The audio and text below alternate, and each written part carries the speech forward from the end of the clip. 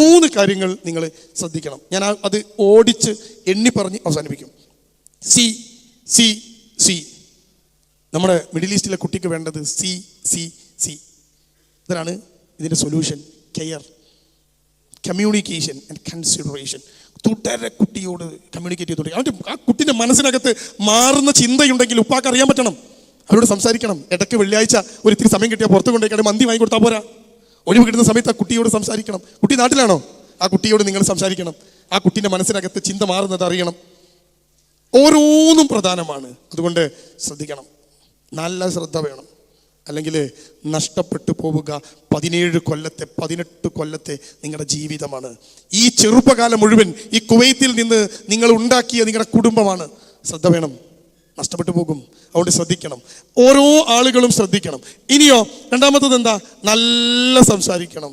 ഉമ്മമാർ അമ്മയുടെ ഭാഷയിൽ സംസാരിക്കണം. എന്താ അമ്മൻ്റെ ഭാഷ? സ്നേഹത്തിൻ്റെ ഭാഷയാണ്.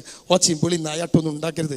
ഇപ്പോഴത്തെ കുട്ടി ശബ്ദമുണ്ടാക്കി പറഞ്ഞാലൊന്നും അനുസരിക്കില്ല, പേടിയില്ല അവർക്ക്. അതുകൊണ്ട് അവരുടെ സ്നേഹത്തോടെ അവരെ ചേർത്ത് നിർത്തണം.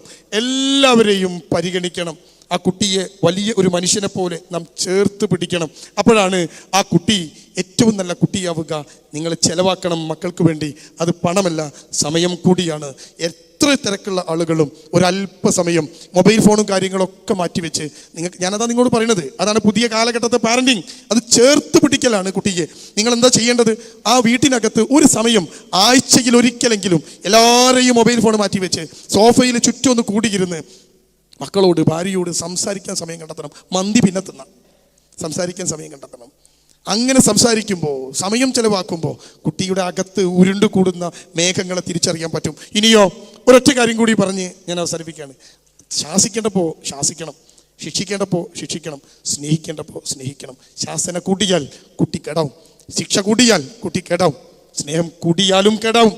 ഒന്നും കുറയാതെ എല്ലാം പാകത്തിന് കൊടുത്ത് ഒരു കുട്ടിയെ നമ്മൾ മുന്നോട്ട് കൊണ്ടുപോകണം.